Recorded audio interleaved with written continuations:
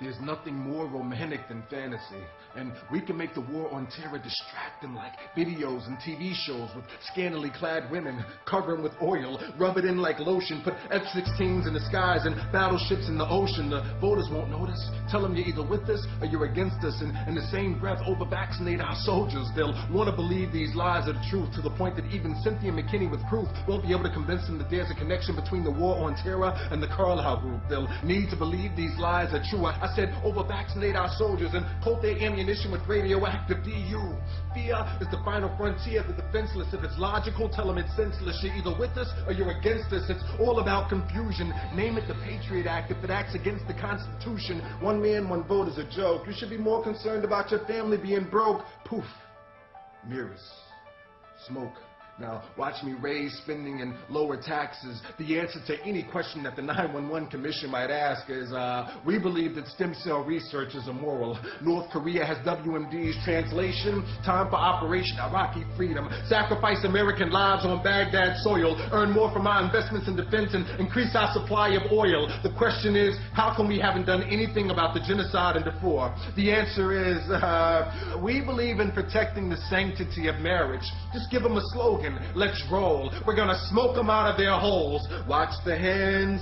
Watch the hands. In this hand, Osama bin Laden. In this hand, the World Trade Center explodes now. I know you want me to get them for you, but the $200 billion question is, how much is it worth to you for me to allow my cronies' investments in defense to work for you? Don't worry about what we knew prior to the fact about the attacks. That's a distraction. Carol Ann, look away from the oil fields. The important thing to remember is that voting for my opponent will get you killed. There's a connection between his election and your family's demise. That's why African-American voters have to be disenfranchised. Neo-democracy means the electronic voting machine companies get to help us decide. That way you can win the election and still lose. That's the new world order. Global economy, no borders, no sovereignty, widow's cries, corporate plutocracy, true lies.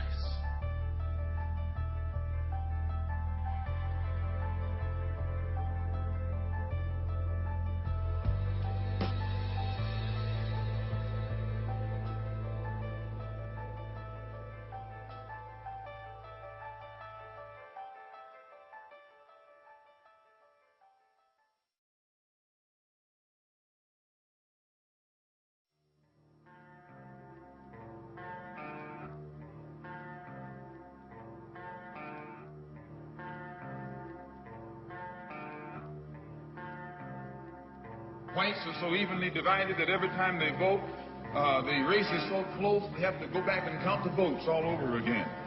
And which means that any block, any minority that has a block of votes that stick together is in a strategic position. Either way you go, that's who gets it. You're in a position to determine who go to the White House and who stay in the doghouse.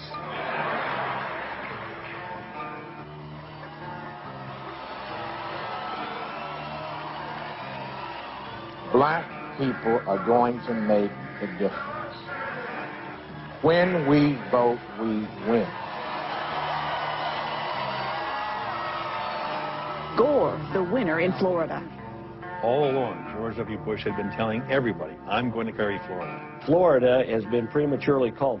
Not at all. I'm upbeat. I just don't believe that. I don't believe we got enough evidence to be able to call the state. We're actually counting the votes. On behalf of the State Elections Canvassing Commission, and in accordance with the laws of the state of Florida, I hereby declare Governor George W. Bush the winner of Florida's 25 electoral votes. Florida goes to Mr. Bush. Let's stop and absorb that for a second. Florida is going to go for Mr. Bush.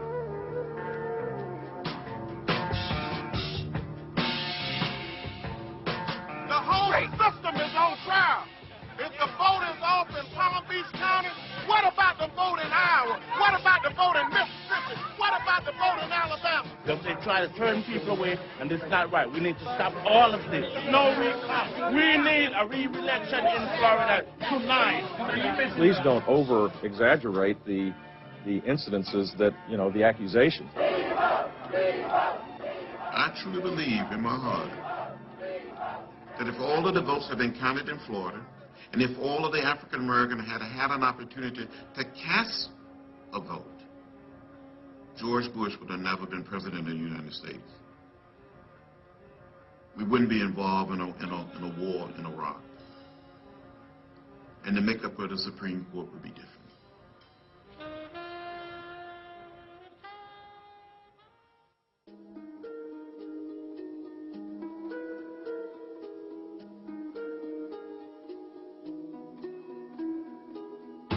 I'm not a scientist and I don't know much about formulas, but someone is trying to create a formula. Maybe they've already created a formula. And if we use what happened in this past election, if I stop people at the polls before they get to the polls, this was to happen again, would it prove to us that someone has a formula?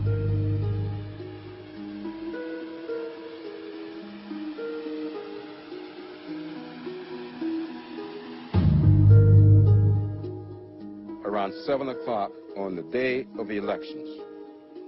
That was when I got the first phone call telling me that something untoward was happening in Florida.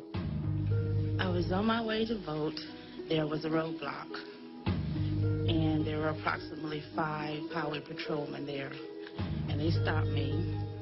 He asked me for my driver's license. I present my voter's registration to the lady, and with my driver's license, she said my name wasn't on the paper.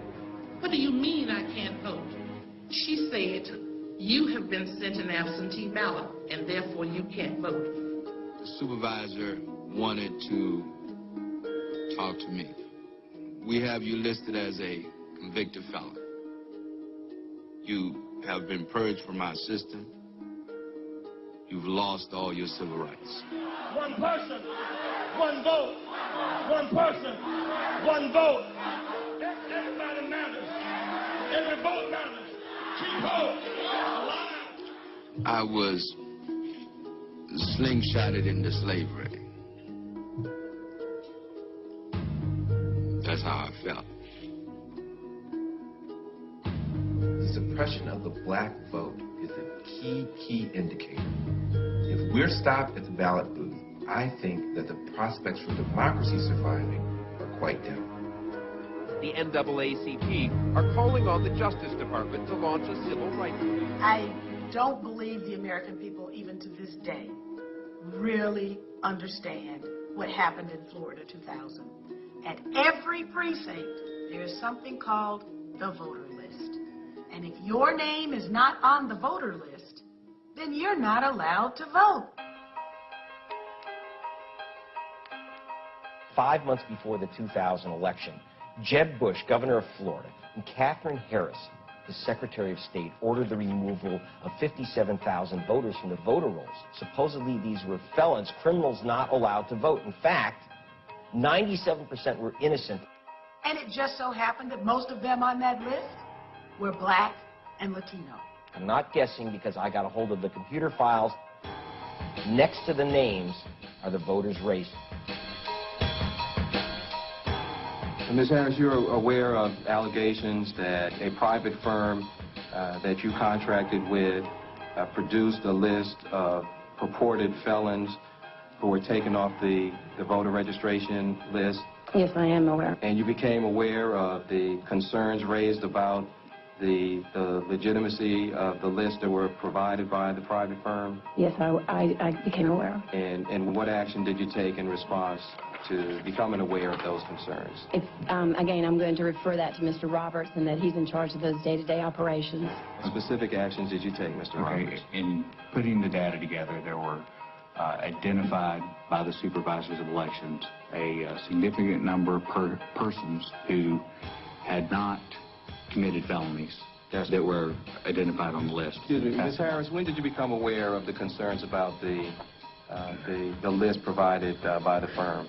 Again, because our division director would have made me aware, brought this to my attention. I'll have to refer to him because I'm not certain of the specific date. Okay, I'm trying to move this along, Mr. Roberts. You're not helping me out because I'm not getting specific. I'm not trying to stall you. I'm trying to. But you're not giving me the information we're asking. Please do. It was important to establish for the record the role of all of the players in this debacle of democracy. I just want to make sure that I'm clear on this. The duties to carry out the election itself are not the responsibility of the governor. So we understand for the record that as it relates to the November 7th election, you had no authority, no responsibilities, and took no actions with regard to the election. In the preparation for the election? Yes. No, again, the Secretary of State and the 67 supervisors of election were responsible for that, and they carried out their duties. Supervisors are in a precarious position here. We have a law that says that a felon cannot be on your rolls. And if I remove that person, you know, from information that I've received, and I've done it improperly, then I'm violating a person's right to vote. The law said that they had to verify this, but they were not taking it seriously. And, you know, that could destroy a person's life. I received a letter saying that I was a convicted felon at my office. Yes, ma'am. And I am not a convicted felon. Thank you very much. I actually don't feel that the stories of disenfranchisement were that well covered by the media. There was a great deal of attention to punch card ballots and hanging chads. There was a great deal of attention to the political machinations. There was even a great deal of coverage for the soap opera litigation. But the stories of individuals who were aggrieved by what went on, that sort of went to the back burner and then ultimately just fell out of the story altogether. Because there was no debate on the floor of the U.S. Congress, one congresswoman, Cindy McKinney, decided to hold her own investigative hearings in Atlanta, Georgia, the home of Choice Point, the company that created this list, and she dragged in the executives of the company to answer questions. DBT was instructed to use very broad rules. These rules were supplied by the state when comparing names on the list. What Choice Point admitted to us at the town hall meeting was that they weren't looking for exact matches. Florida officials only wanted an 80% match on the last name. Now, the result of that was to capture the names of people with similar names. If John Smythe was the convicted felon and John Smith was on the voter roll, well, John Smith became a convicted felon. DBT told state officials that the rules for creating this list would mean a significant number of people who were not convicted felons would be included on the list. And the state of Florida said, well, give it to us anyway because we want that comprehensive, inaccurate list. Choice Point was paid $4 million. Were you supposed to verify the list? No, ma'am, we were not. So who exactly told you to provide a list that wasn't verified? The state of Florida through their Division of Elections. Okay. For something as precious as the right to vote, you would think that they would want to know that the person they're banning from the voting booth is the actual person who committed a felony. After wrongly identifying 8,000 Florida voters with Texas misdemeanor records as felons, it supplied a revised list. Texas did not inform DBT that misdemeanors were on the list. They said it was a list of felons. You got from the state of Texas a list of those who could not vote in Florida. Is that correct? That is correct. And who in Florida told you to provide those names? It was in the Division of Elections.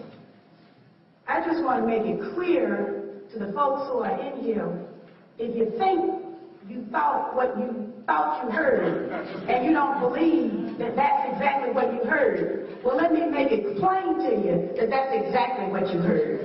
What you heard is that highfalutin folks in Florida and Texas got together and decided that they were going to devise a way to make a list that would deny black people in Florida the right to vote and therefore produce the result of a stolen election, which is what we saw now. I know I'm supposed to be done first when I'm in an official capacity, but it appears to me that that's exactly what happened. Florida was an apartheid election, a Jim Crow election. That's what happened. How do you make up for something like this? Do you, at George Point, feel any sense of responsibility of what happened in Florida? When you have a situation like Florida, it tends to discourage people from participating. People start saying, it doesn't matter. Why should I vote? My vote is not going to count.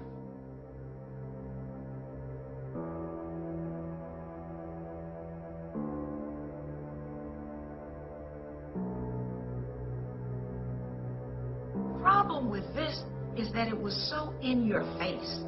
We're going to steal the election. We're going to take over the levers of government. And there's nothing that the American people can do about it. Secretary Cheney and I are honored and humbled to have won the state of Florida, which gives us the needed electoral votes to win the election. We will therefore undertake the responsibility of preparing to serve as America's next president and vice president. Bush, do solemnly swear that I will faithfully execute the office. The Florida experience was traumatic. When you think about it, the right to vote is key to the whole constitutional democracy that sets us apart from any other country on the planet. Telling the truth about the 2000 election set me on a course to telling the American people all that they needed to know about this administration.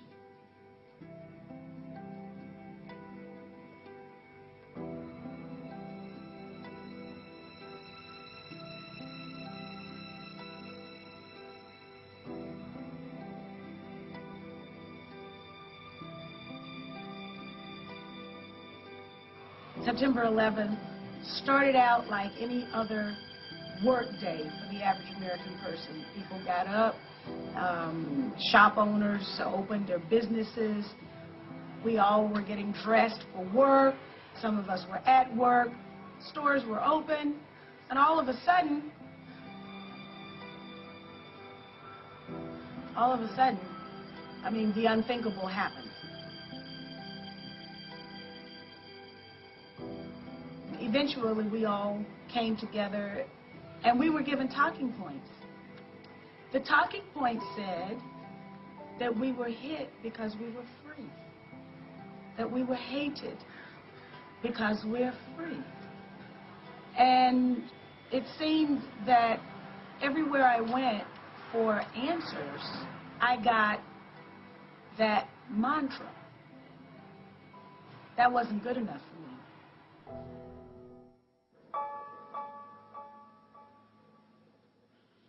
And I thought you'd be interested in this. This is the outline of the 911 Recommendations Implementation Act. Okay. Okay. That's separate from the Terrorist Reform Act. Okay. Some people are going to ask very safe questions, but someone like me, who's not an insider, who's not looking to be an insider, whose responsibility first and foremost was to the people and not to the system, someone like me is going to want to get to the heart of the matter, to the root, to the truth.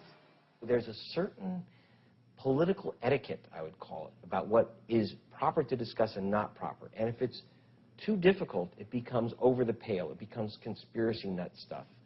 It's not just the information you put out. It's even asking the question, which is not permitted. Crossfire. On the left, Paul Begala. On the right, Tucker Carlson. Time to reveal our quote of the day. Buckle your seatbelts. This congresswoman is a Democrat from the Atlanta area. She is Cynthia McKinney, and she has a conspiracy theory you won't believe, hopefully. Here's what she told a Berkeley, California radio station, quote, "What did this administration know, and when did it know it about the events of September 11th? Who else knew, and why did they not warn the innocent people of New York who were needlessly murdered? What do they have to hide?" End quote. This is how the White House reacted. All I can tell you is the Congresswoman must be running for the Hall of Fame of the Grassy Knoll Society. I really don't have anything to say that would lend any credibility to what she said. I never alleged that there was any conspiracy. What I suggested was that there were warnings that came into this administration. Now is the time for our elected officials to be held accountable. Now is the time for the media to be held accountable. Why aren't the hard questions being asked? We know there were numerous warnings of the events to come on September 11th. Vladimir Putin, president of Russia, delivered one such warning. Those engaged in unusual stock trades immediately before September 11th knew enough to make millions of dollars from United and American Airlines, certain insurance and brokerage firm stocks. What did this administration know, and when did it know it? Who else knew, and why did they not warn the innocent people of New York who were needlessly murdered? Her words were taken, put through a media mixmaster, and changed around. Here you have Cynthia McKinney accusing essentially the president of being an accessory to mass murder and doing it for profit. They bolted together two statements from different parts of a long interview and said, McKinney said, didn't have McKinney on to respond.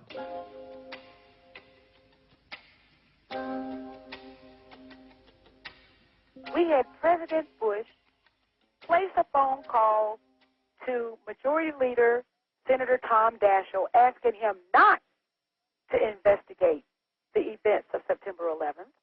And then, hot on the heels of the president's phone call was another phone call from the vice president asking that Tom Daschle also not investigate the events that led to September 11th. My question is, what do they have to hide?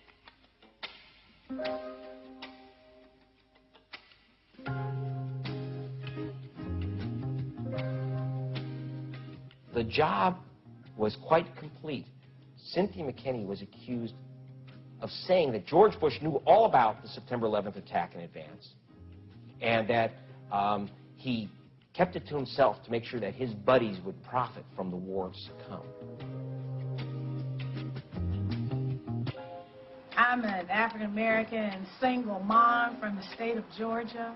You know, I'm not supposed to question my country. I'm not supposed to question the behavior of my leaders, I suppose. I mean, I don't care who is president or what it was not the time to do any of that, and that absolutely nailed my respect, you know, killed any respect I ever had for her. It was a frustrating time for everybody. Somebody's looking for somebody to hate. We've still not caught Osama bin Laden. We couldn't take out that huge tragedy on anybody, so we started taking it out on Muslims, and then we started taking it out on Cynthia McKinney.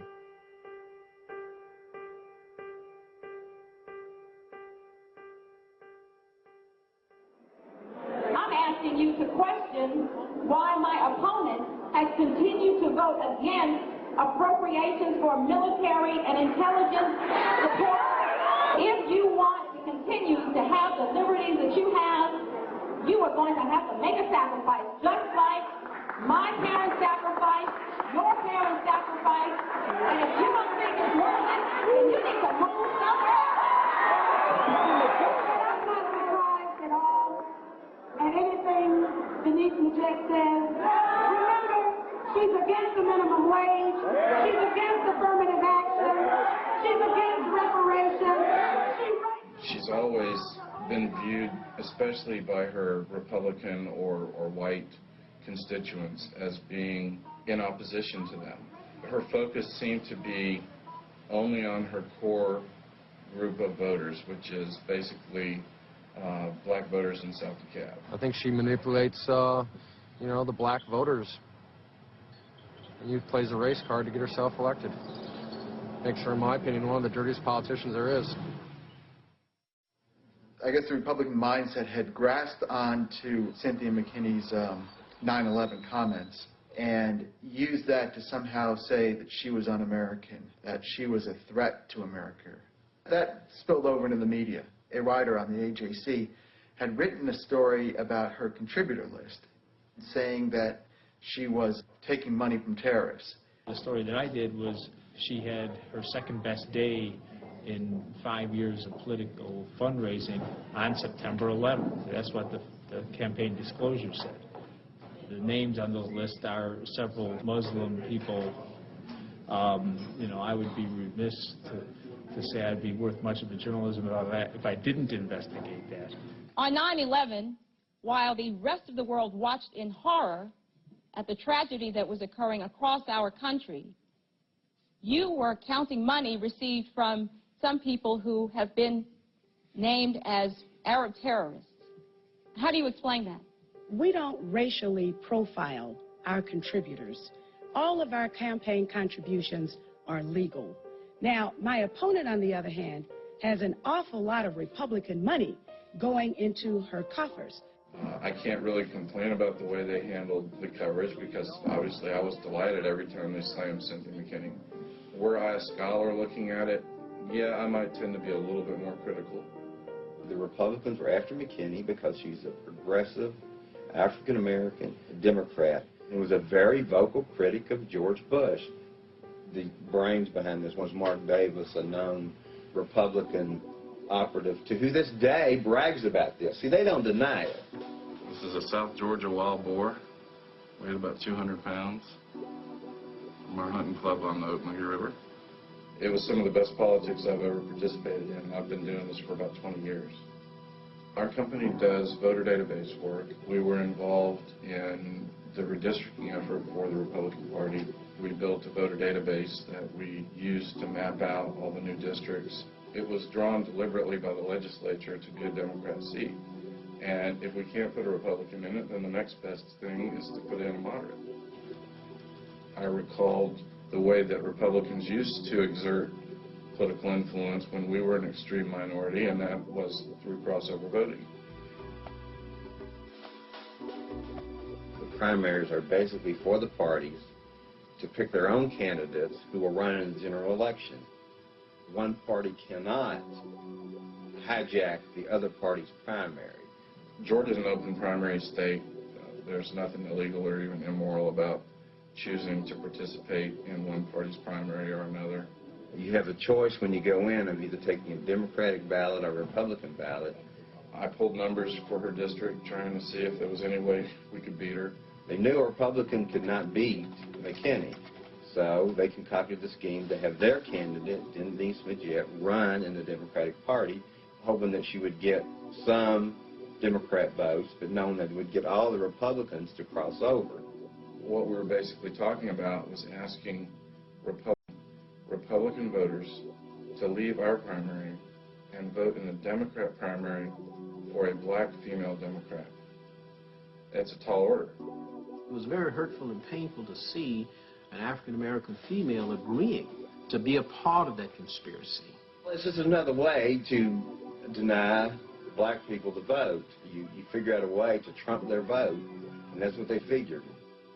Black people were lynched in America years ago as examples so that no uppity black person or progressive white person would make a mistake. They lynched union people, too. So one of the latest lynching, now done electronically, was of Congresswoman Cynthia McKinney. All it took really was communicating to the community that, yes, this was an organized effort, and that if they would cross over and vote against Cynthia, they'd be joined by thousands of other people. I had received a mail out for this group, goodbyecynthia.com, and they were using the slogans, anybody but Cynthia. Then I'm a white married male living in North DeKalb County, and they assumed I didn't like her either. It shows her being erased, and when you open it, she's almost gone, and there's just a pile of eraser crumbs.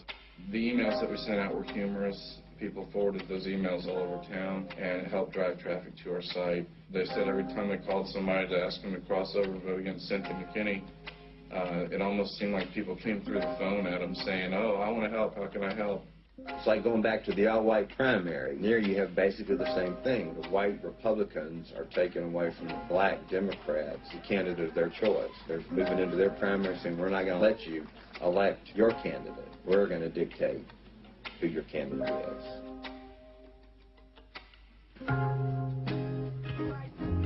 We have some very difficult days ahead. Don't sit here in DeKalb County and not think that more is before us, and that is the war in Iraq. And therefore, what are you going to do with this woman here? Where are we going to be without her? What are we going to do without having her voice there? And I cannot speak for what she's going to do, but I can imagine what it's going to be. Don't let what happened in 2000 play out again on August 20th, 2000. Knock on doors to bring out relatives that all might come to the polls to support and sustain her, that justice might prevail. We ask in Jesus' name. Let everybody say, amen. The joke has always been up here when you go into primary day, you go either to the Republican table or the Democratic table. And the lines have always been long for the Republican table because we're so heavily Republican in these precincts up here. You had polling places in Dunwoody where neighbors would walk in and high-five each other and giggle as they took a Democrat ballot. There was basically no Republicans voting that day in DeKalb County. What can you say when you get about 5,000 Republican votes and 117,000 Democratic votes in a district that's 62% Democratic and 38% Republican? Clearly, the Republicans crossed over. It was not a good day for me, even though I had to put on the face of being a good, happy person. Tonight, I lost an election. You won. But I maintained my spirit.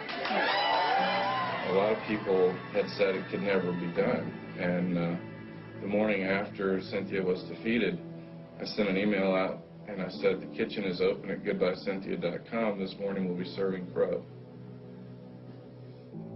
It's almost like people thought they had somehow strengthened America that day, that they had accomplished something. They had been misled into believing that they had gotten rid of a threat to the American way of life. To me, what they had done is threaten the American way of life.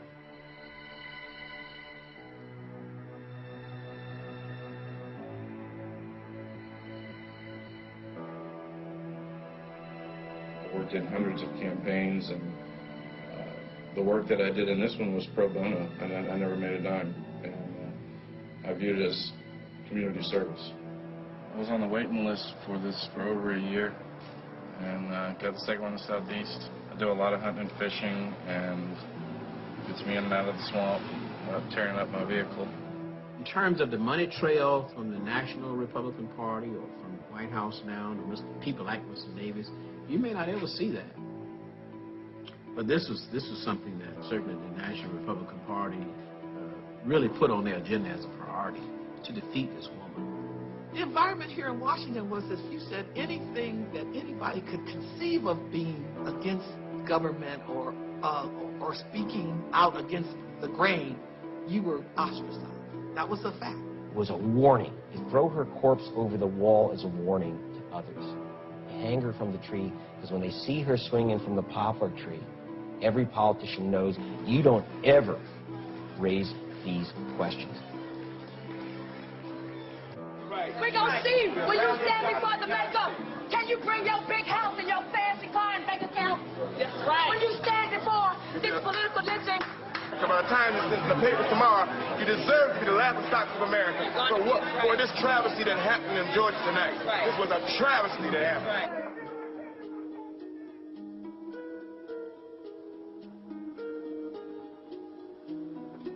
I tried to warn the American people of the dangers that I saw emanating from this administration.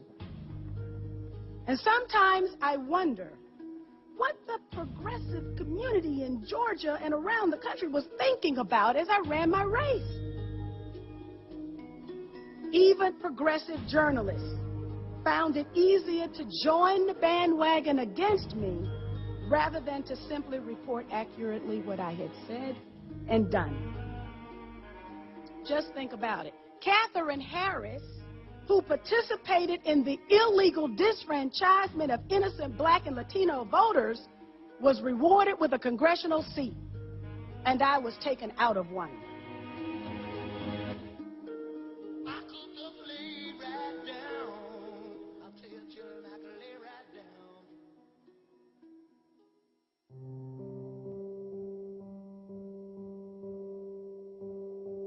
People didn't wake up one morning and say we're going to pass the Voting Rights Act. It was not out of the goodness of someone's heart.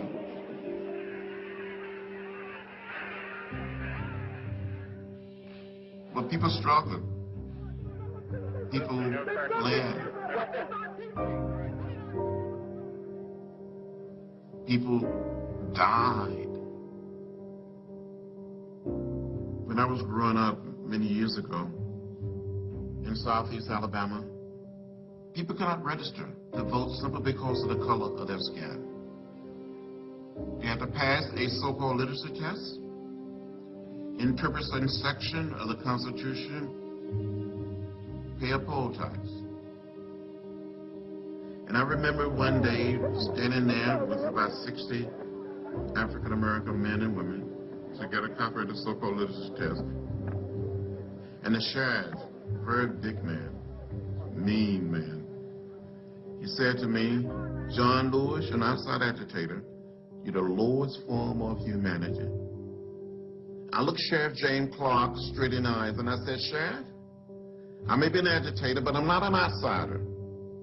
I grew up only 90 miles from here, and we're going to stay here until these people are allowed to register to vote."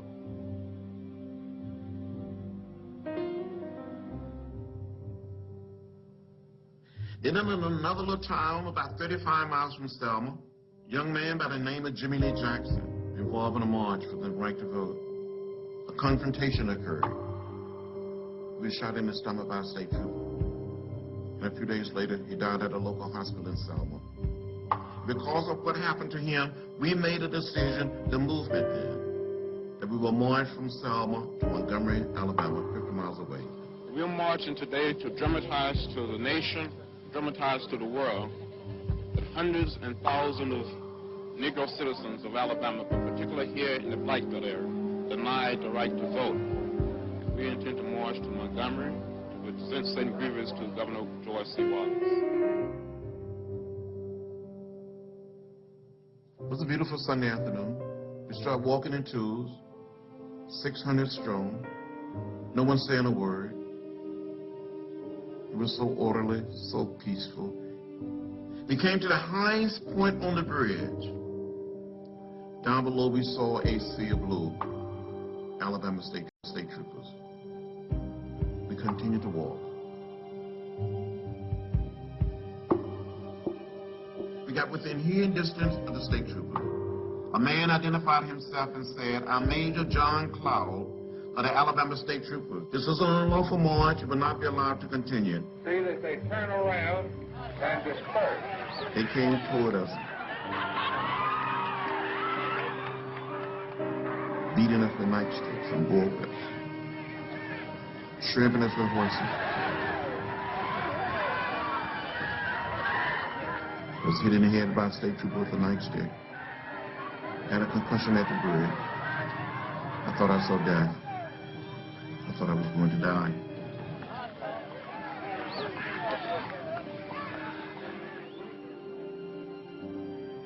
The next thing I knew, I had been admitted to the local hospital in Selma.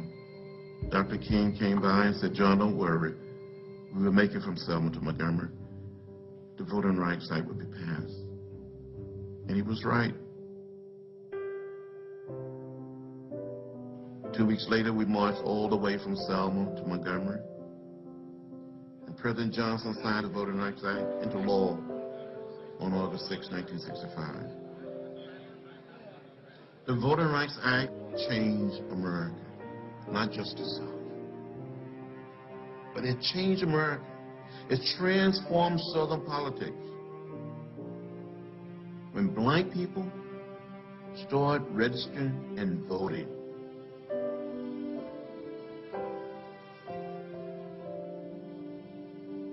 So what happened in Florida and Georgia reminded me of the dark past.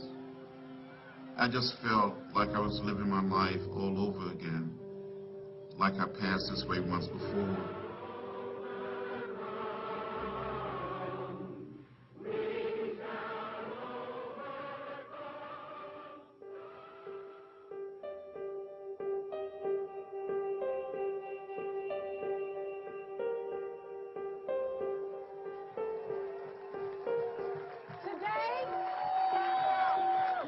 confronted with a new urgency.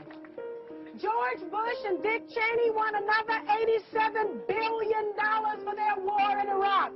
Your charge should be to protect the right to vote, especially for blacks and Latinos, whose numbers alone can take George Bush out of the White House and change the majority in the Congress.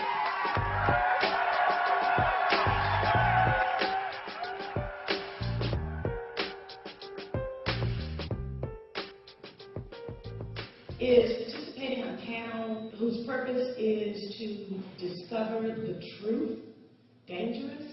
It shouldn't be. This is still America. And will I continue to do the work that I was doing before I left Congress? There's no way I can stop pursuing the truth. Citizen activism and citizen participation is always the answer. It's amazing that it's happening right here in New York City. New York City certainly has the greatest pain. And here, the most profound questions are being asked. Nobody got the whole story of what happened on 9/11. All I can say is that someone knows the truth. Someone knows the truth of it. Someone knows the truth. And he's still in office. A quote of the day is a highfalutin "I told you so" about September 11th. Now, who would be in a position to claim that? Back in March, Democratic Congresswoman Cynthia McKinney of Georgia insinuated that the Bush administration may have ignored warnings about September 11th. McKinney now claims she's been vindicated and is the source of our quote of the day. I was derided by the White House right-wing talk, radio, and spokespersons for the military-industrial complex as a conspiracy theorist. I think probably those comments would be seen differently now. On the other hand, I think that she probably still would have been beaten. You know, timing is everything, and unfortunately, what she said really kind of came to fruition, but a lot of people didn't want to hear it. And now that they sort of know about it, they still don't want to hear it from her. So while our macho commander-in-chief, from the safety of a presidential entourage and carefully scripted stage props, tells the Iraqis to bring it on, tonight we stand with the families, and in the most passionate spirit of patriotism, we say, bring the troops home now.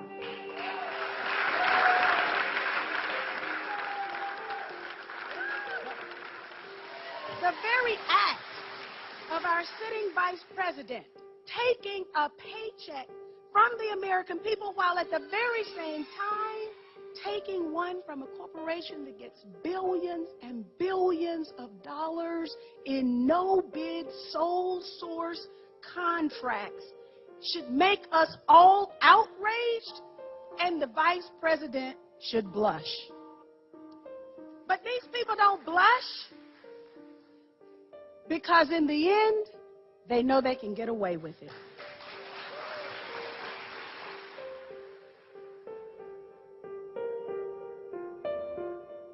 I be afraid for her sometimes, you know what I'm saying? Like she walking around with scopes on her forehead, with infrared green, infrared beams all on her dome, you know what I'm saying? Because it's dangerous.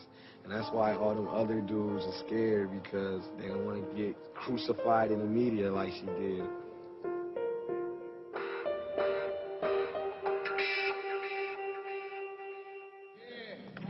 We have in our midst tonight a champion for justice, for truth and righteousness. We got somebody here tonight who's not ashamed of and not afraid of Halliburton and the Carlisle group. Let us rise to our feet, the heart of our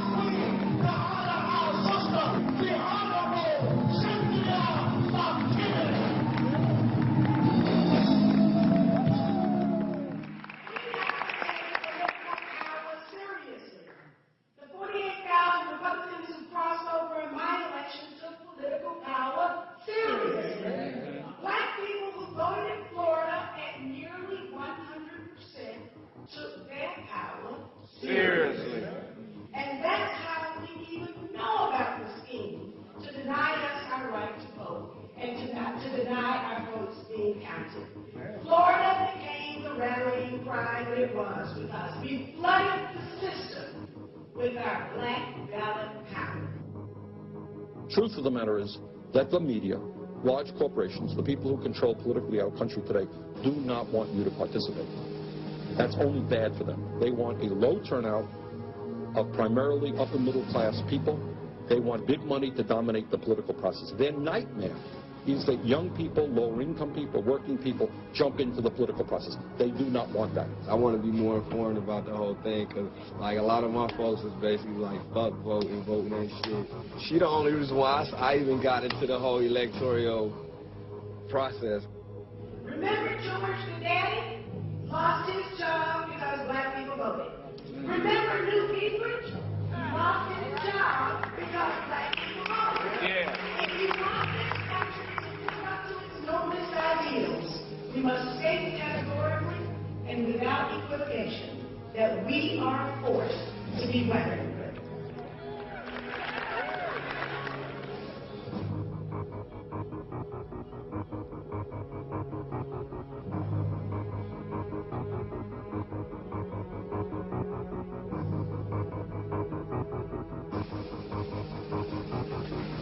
I want to thank all of you for coming out this afternoon. I want to thank you for not giving up and not giving in when the going got tough. We've learned some important lessons, and one of them is how really important this congressional seat really is. We've also learned how important the truth is, because powerful forces are working real hard to keep you from knowing the truth.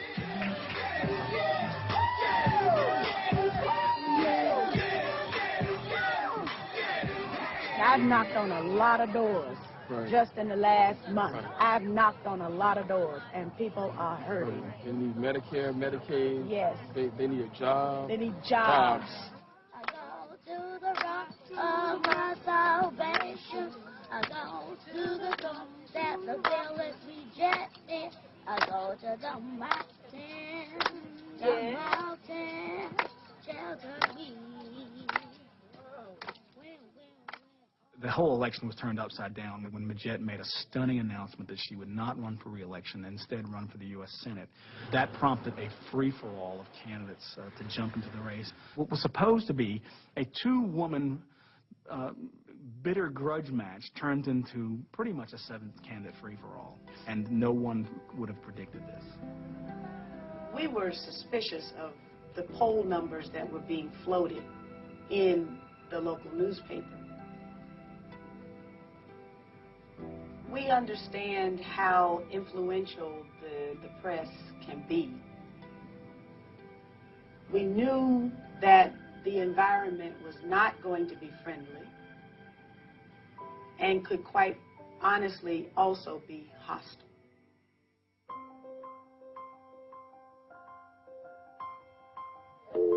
DeKalb Emergency 911. Hello. Do you know this person? Where are they trying to get in from? Tell me exactly what happened. Said the door is locked. Continue to stand on line with me, okay, until the police get here. Then I need to know who the heck this is that's accosting me.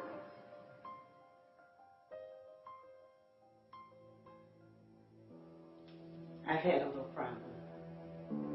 An individual here legally on a student visa issued in Saudi Arabia was charged on Thursday night with criminal trespass and stalking. He had access to the telephone records of the campaign headquarters. He had called all over America, talking to people, saying that my life was in danger, I shouldn't get on any planes. He came to my house 3 times on Thursday, banged on the door, he wouldn't leave.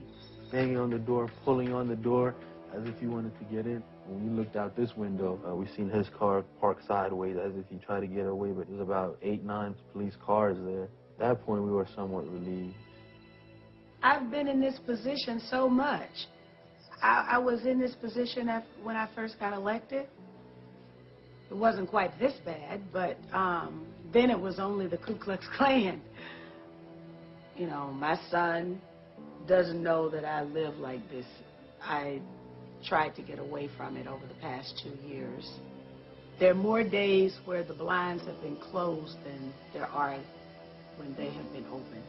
For the brief moment that I was able to open the blinds and open the curtains and really let the real light come in, I thought that that was going to be the end of this kind of life. And now I'm back again to closed blinds and covered windows. That's my life.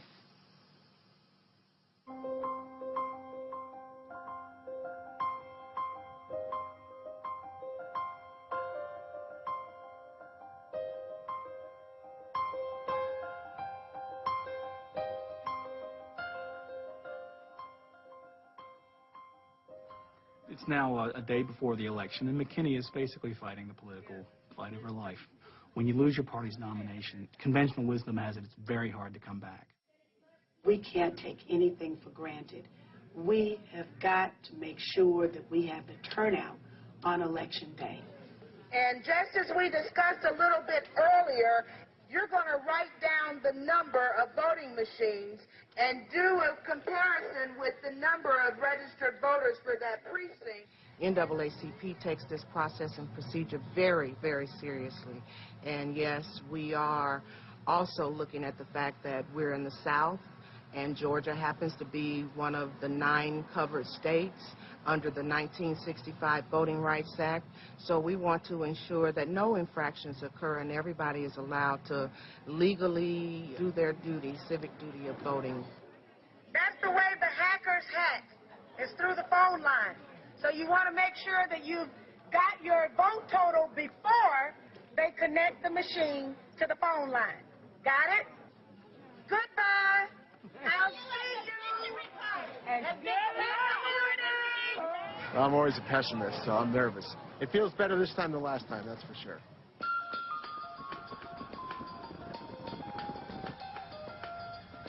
I'd like to see a runoff at least. For a number of reasons, I'm not a Cynthia fan. But I'd be surprised if she does well. For Cynthia McKinney, she was right the whole time. Bush was lying. If you go back as a freshman legislator, again, targeted by the Republicans, can you really be effective for this district? I think that she's seen as being more of a troublemaker than somebody who could be effective. To me, they kind of beat her down, you know, but she's a strong black woman. I believe she could. I like her. She seems to be very frank. My impression is that not many people will vote for her. Hello, how are you? Thank you very much. Back on the hill. That's right. That's right. That's where we intend to go, for you. It's a difficult election to read because it's not clear who exactly is going to show up. She probably has the largest and most motivated group of voters. She also has a ceiling in that support. And the question is, has that support eroded somewhat since her last run? I'm hopeful that my vote will be counted today. Well, we're backing up my hope with a team of lawyers. As the turnout numbers were coming in, we started to get worried because it was lower than what we had wanted to see. And these were her strong precincts we were watching. 163, 153. 872, 36. Okay. Polls opened this morning. One of them in particular I'm thinking about, with only 2 machines working out of 17 machines. Our poll observer was right on the case and made the phone call, and within an hour those 15 machines were up and operational. The Tilly Mill precinct was 106 Republican and 96 Democrat. Okay, what about Chambly? If there are any strange things from the numbers, then we start sending out field crews to try to knock on the doors. It looks like the crossover isn't as high. That we could tell. The turnout is heavily Democratic in the precincts we thought it should be. If the numbers are high enough, that I don't know yet.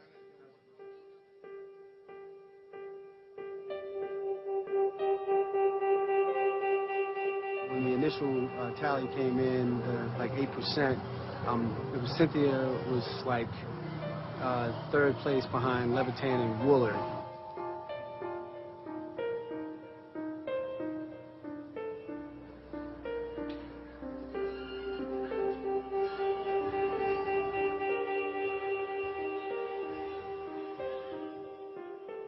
It's 9 o'clock. I just got a call from our guys at the headquarters. Cynthia has now moved up to second place. And that's only with the North DeKalb precincts reporting at this point right now. Hey, friends. What time is this about? Because you jumped up pretty good in the last 2 hours. They're coming faster now. Okay. If she's in the high 40s, she's probably in a pretty good position to take the nomination in the runoff. If she's in the low 40s, she might be vulnerable.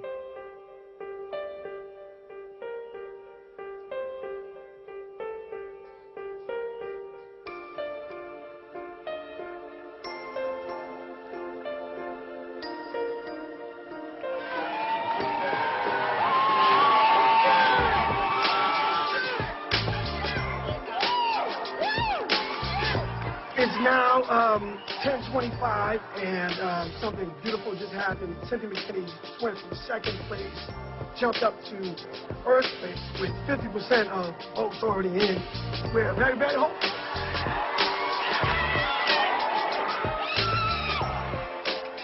What we learned was, in fact, her turnout was good. And because she had people out in the street, because she was talking to people, because they missed her base came out, and they came out strong.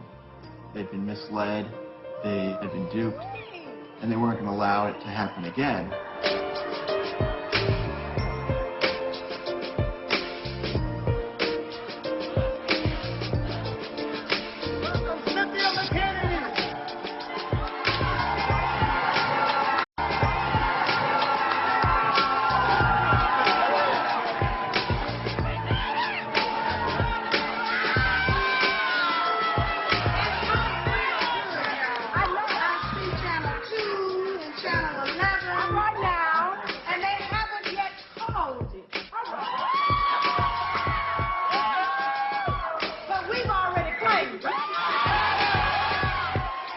We're going to take 5 buses to D.C. We're going to tell them all she's back.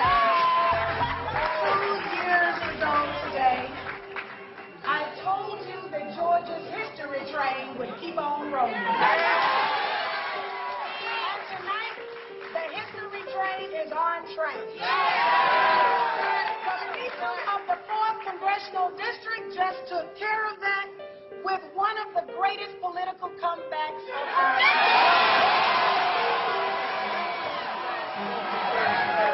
I learned a valuable lesson during these past 2 years. The American people appreciate being told the truth.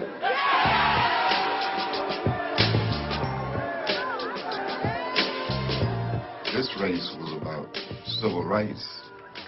The last time, reactionary neocons came from all over the country to beat her. This time, progressive people came from all over the country to put her back in office.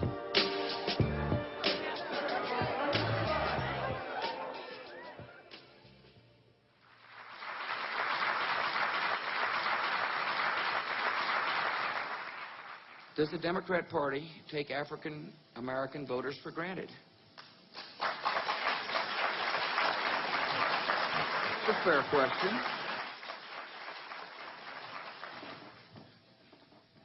I'm here to ask for your vote. I know. Listen, Republican Party's got a lot of work to do. I understand that.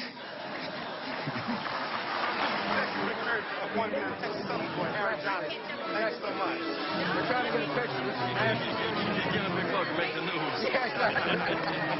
How are you? Can we meet this? It's a big issue. I got to clear it with your mentor, Rose. Will you do that? I'll talk about it, yeah. We lost 1 million votes, and it's a lot of reasons. That's a mistake. So can we meet on? I'd like to meet them. I'll let you know. I'll call him one else. All right? Rose. Where's your mentor? That's what he said. I'm in the same county you're in. Odd County. We will win Florida and Ohio. We will take at least 2 or 3 or 4 states that were won by Gore in the last election. The W sign.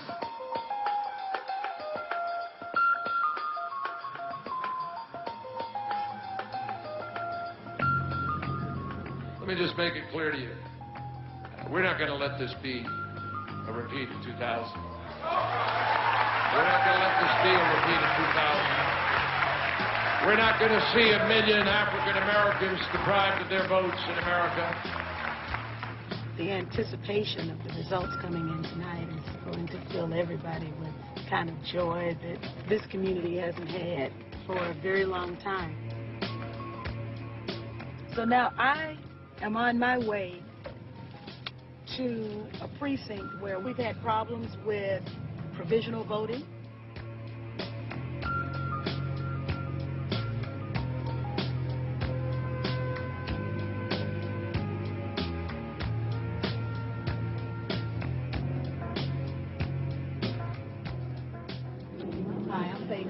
I'm licensed private investigator. Okay. And there was a complaint that people were not being given provisional ballots to vote. Right. Are you not giving provisional ballots? We haven't been given our authority to do that. We have to call the main office and we give us. No, ma'am. This is a federal election. Okay. And there are federal candidates on this election. I need your names. Okay. Let me get. Wait a minute. Hold on. Let me give you my card. Oh, yeah. Hold on. Here's my card.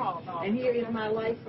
We've had problems with the ability of voters to vote a provisional ballot if their name does not appear on the rolls. And you're supposed to be coming back out. Yeah, I'm coming out. Thank you, sir. Okay, so can we... Oh, I know she didn't close the door in my face. I know she didn't close it. The Secretary of State's office has said before a provisional ballot can be issued to a voter, that the Secretary of State's office has to be called. You're in violation of federal law, and we've tried to talk to you about it, but you won't come outside. Nobody's going to play with you. This is the person's right to vote. Okay. What kind of micromanagement of the election process is this that ends up potentially disenfranchising duly registered voters? And they will not talk to us. They wouldn't talk to me, but I told them I was going to file a federal complaint, so we're gone. We don't know if this is intentional obstructionism or if this is just callous indifference to the right of a voter.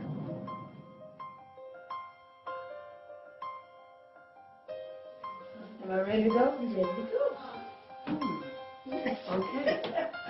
Well, a rare vote of approval from my mother. According to the state of Georgia, President George W. Bush with a commanding lead, 62.6%. I don't believe that. Senator John Kerry, 35%. Wow. I don't know where those people live. They on a different planet. New Light Flat Shows 1026. This is beautiful. Crossroads 909, Memorial South. Are you calling to see by how wide a margin I won? You better make sure you won. Well, it's not over yet. Nazi dread rides again. That's our song. I'll wake up now.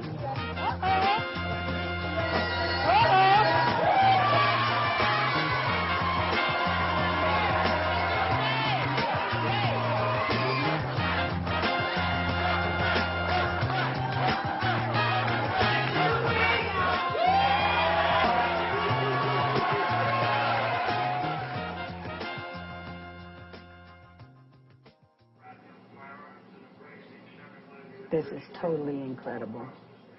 The voters turned out in historic numbers and delivered a historic victory.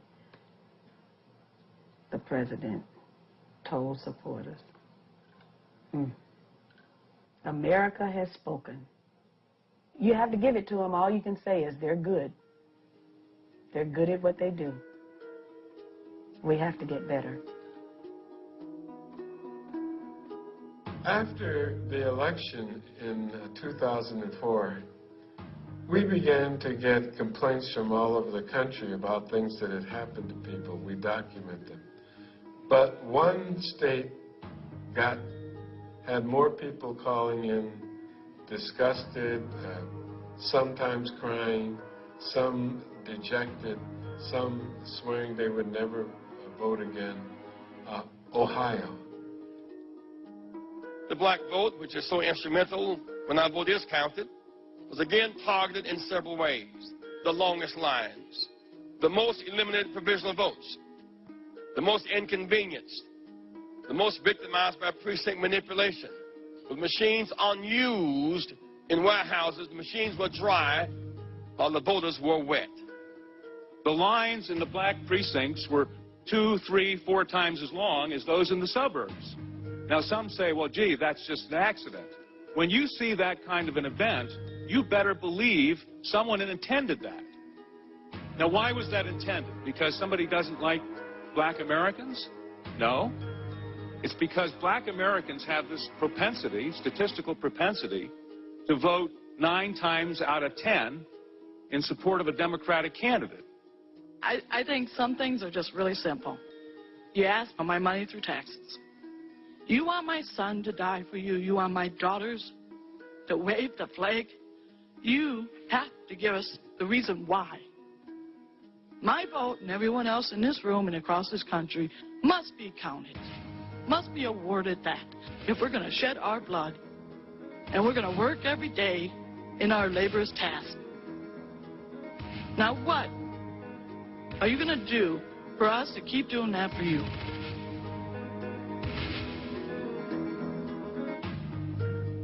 Too many young people decided that they were going to vote in 2004. These young people needed to have somebody say, I heard you. I saw you go vote. I know you turned out in massive numbers. I know you were disenfranchised, and I'm not going to let it go. For what purpose does the member from Ohio rise? In January of 2005, when the certification of the vote reached the floor of Congress, the Congressional Black Caucus said, you know, we're not going to put up with it again, and we're going to demand at least a discussion of what happened. Since 2000, when we had so many problems in Florida, there's been very little opportunity to offer any type of legislation, any type of amendment in the Republican-controlled House. What are they afraid of? Why can't we have a debate? Now, that doesn't mean that it became a national discussion, because there was a virtual blackout on that extraordinary constitutional political story. The clerk will report the objection. We, a member of the House of Representatives and a United States Senator, object to the counting of the electoral votes of the state of Ohio. But one senator, a white woman from California, Barbara Boxer, had the guts to stand up and say, I want to talk about what happened in Ohio. So now it seems to me that under our great Constitution of the United States of America, that we swear allegiance to uphold, which guarantees the right to vote, that we must ask certain questions. I couldn't believe it. It gave us the opportunity to have the debate that we needed to have 4 years ago. In 2000, Democratic senators, even Al Gore himself, stood there with their mouths zipped shut while they watched an electoral coup d'etat in process and said nothing. 4 years ago, I didn't intervene. I was asked by Al Gore not to do so. Frankly, looking back on it, I wish I had.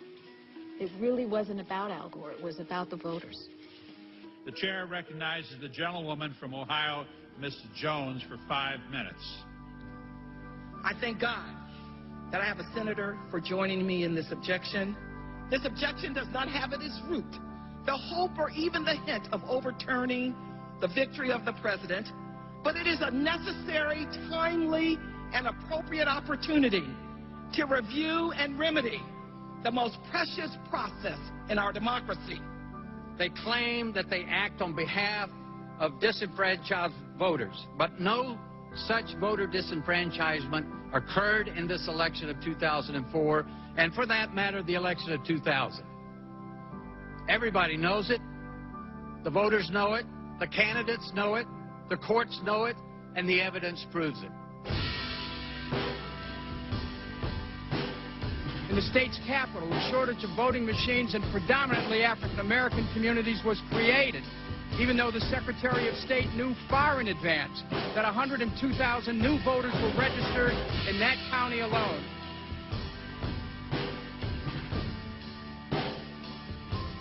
We knew going in there were going to be lines. It was one of those things where, because of 102,000 more people voted in this election across the entire county, there were lines across the entire county.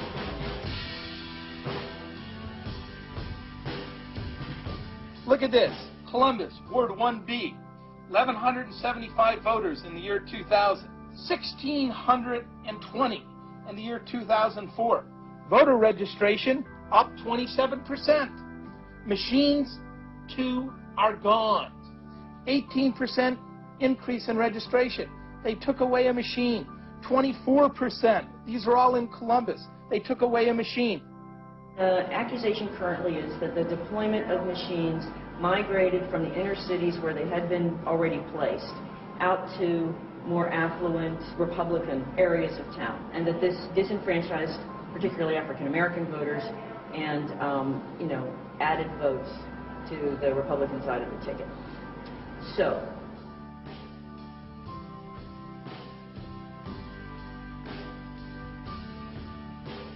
in my affluent, predominantly Republican community, where 62% of the people voted for George Bush in the 2000 election, lines were not a problem.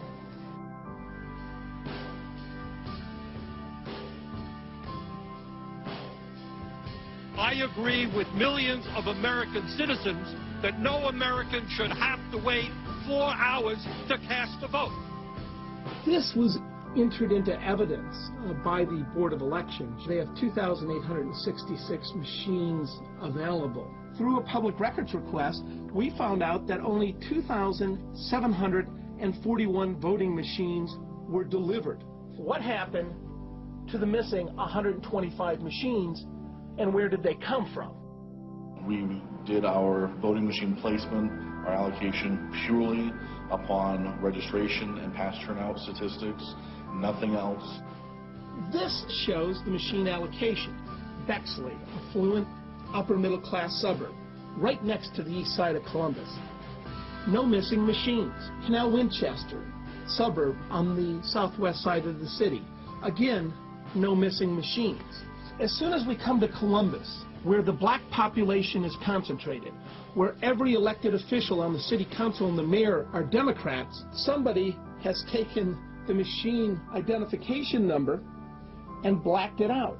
And then they blacked out another one. And then they blacked out another one.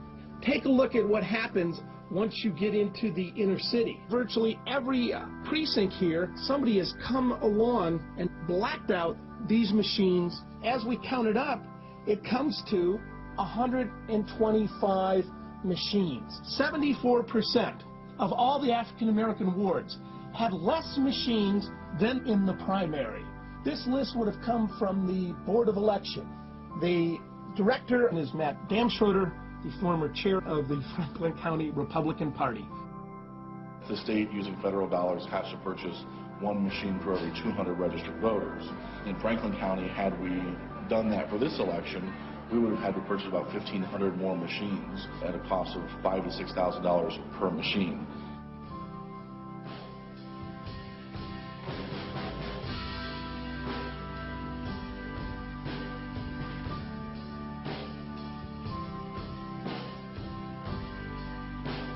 There was a system of challenges set up by the Republican Party where they went out, like the Night Riders did before the Voting Rights Act, and said, that person shouldn't vote. They need to get them people out of there. They trying to tell me how to vote. I already know who I want to vote for. Suppose 500 blacks went into a white neighborhood to challenge their votes. It'd be totally unacceptable. The election is over, and the results couldn't be clearer. Why are we here wasting time on silly, Hollywood-inspired conspiracy theories? I wonder, I really do, I wonder if it were your wife who was denied the right, or your child. Would you be making the same arguments? What happened in 2004 in Ohio was an ugly little echo of what happened in Florida in 2000. You had a Secretary of State of Florida in 2000, Katherine Harris, who basically reappeared as Secretary of State of Ohio, a guy named Ken Blackwell, The provisional balloting process, we thought, would provide us an opportunity to assure that people who weren't sure of their voting location, who had been disenfranchised, an opportunity to vote. Like I said, I lived in that residence where my address is for 20 years. The church that I've been going to vote is right around the corner from me. All of a sudden, I got to go from there and be inconvenienced to come all the way over here to vote, and I'm not even in their system. And they try to send me from here to go over there so that my vote wouldn't count for the provisional. What happened in Ohio was that our Secretary of State decided to make inconsistent rulings with regard to the use of a provisional ballot. Blackwell made such decisions as, for the first time ever, if you go to the wrong precinct, we're going to give you a provisional ballot, and that ballot then won't count. I got my card in the mail stating where I should go vote. I stood in line, I gave them my card, and I voted for the last election, and I always vote here. But this election, my name is not on the list, and I had to vote a provisional ballot.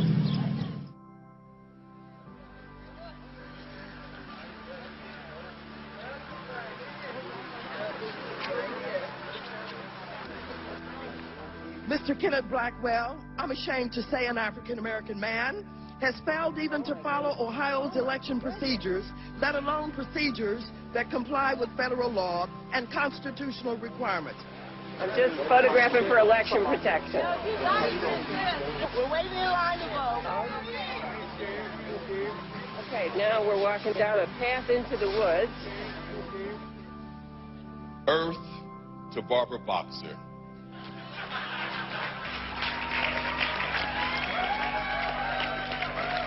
George Bush has been freely and fairly re-elected President of the United States.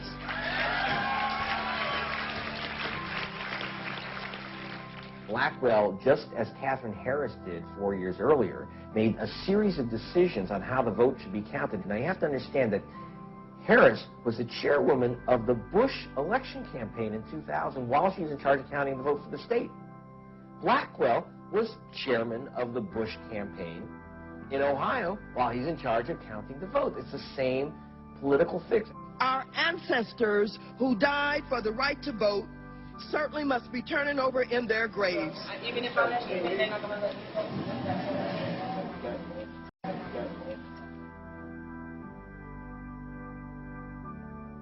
There's something wrong with our democracy. More and more of our citizens are growing uneasy. And I hear people on the other side saying, you should get over it. Gentleman's time has expired. When people die for the right to vote, when people suffer for the right to vote, the right of every vote to be counted must be upheld. Our Vice President has told us to expect war for the next generation. It is not only our responsibility, but our right to demand full democracy at home. And we do that by our actions today. This is not merely about bitterness or a recount. This is about a blackout. It's time to end the blackout and shine the lights on our precious right to vote.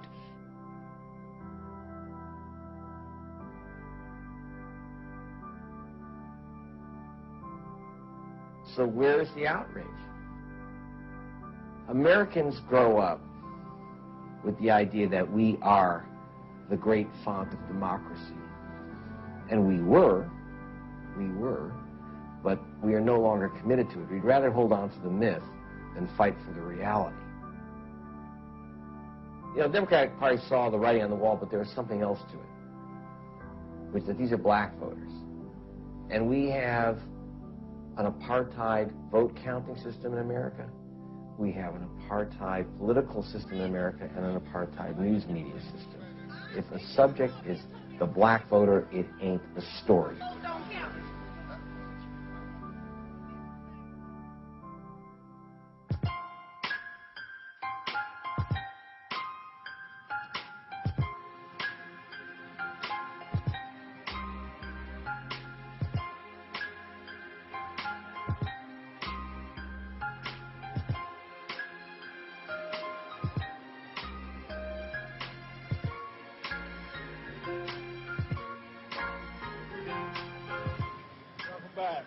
Thank you.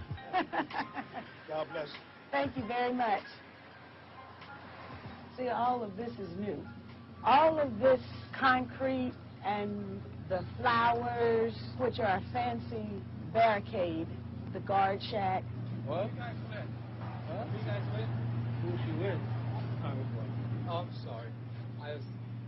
That's just the typical kind of treatment that I receive. It's typical, so I'm not surprised and I'm not offended. I hope not. I'm sorry. Okay, thank you. Some things never change. That's what Tupac said.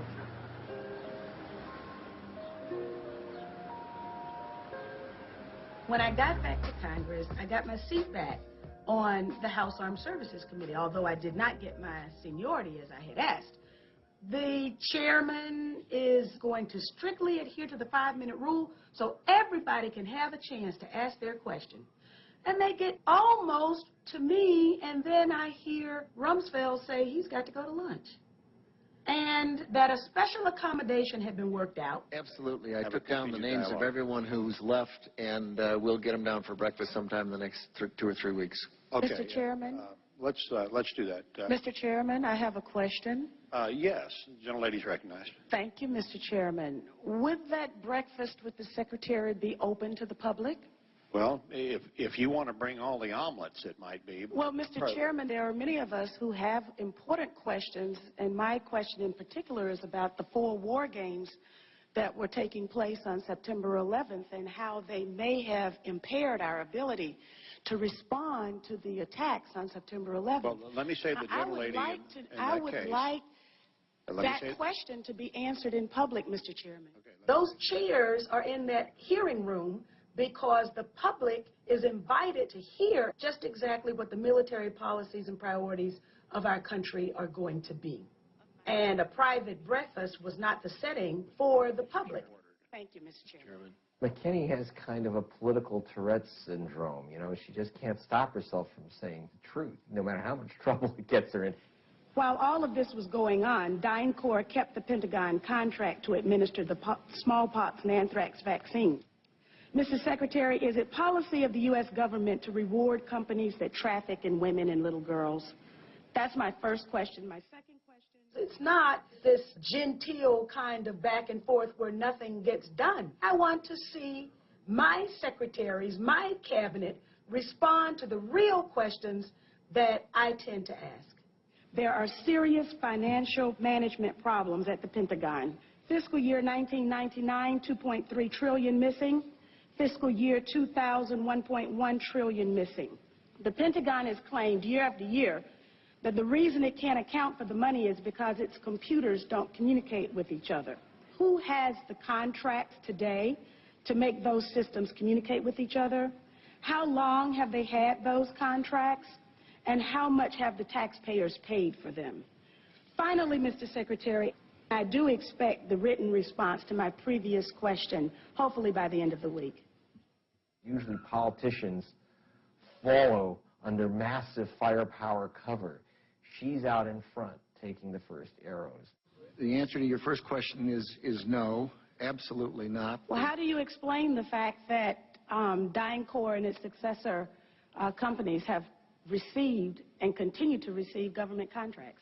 There are times that corporations can get off of out of the penalty box, if you will, and be permitted to engage in contracts with the government. This company was never in the penalty box. If you could proceed to my second question, please.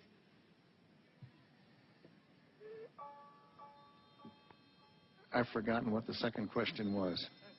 I would like to have the answer in writing as well. I don't think I've demonstrated much caution since I've been back to Washington, D.C. Maybe that wasn't the smartest thing to do. But now there's a difference. I really don't have anything to lose. I've lost everything. They took away my job, my livelihood. They took away my good name. So why not stand up? Why not fight? Cindy McKinney may have the wildest image of all members of the Black Caucus, but her views are very serious, and they are radical. That is, that they threaten the power structure as is. But she's not alone. Barbara Lee, John Conyers, most of the members of the Black Caucus, by reason of the people that they represent, have a quite different vision of America than the mainstream of either party.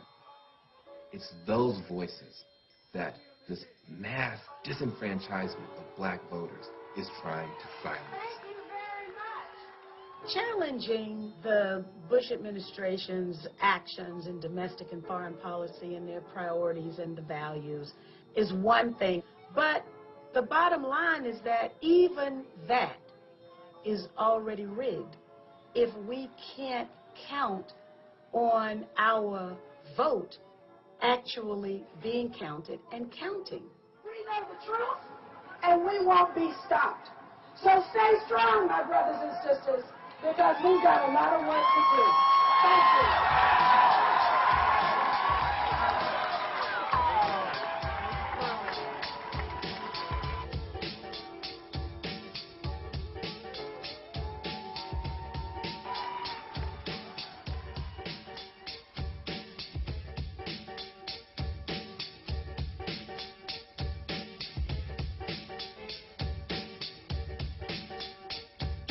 Ladies and gentlemen, there comes a time when people of conscience are compelled to dissent. We love our country, and that is why we dissent. Thank you. Because we care.